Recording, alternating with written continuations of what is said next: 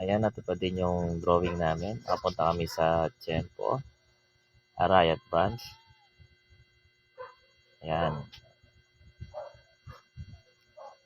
bigla ang gala lang po. Ayan, kasama po si Sir Sagun, si Ma'am Joanne, tsaka si Ma'am Jaren, Sir Carlo.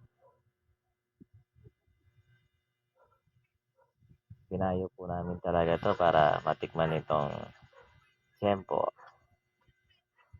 Ayan. Salamat nga po pala sa sponsor namin. Ayan. Sobrang sarap. Subo lang ako ng subo. Yan.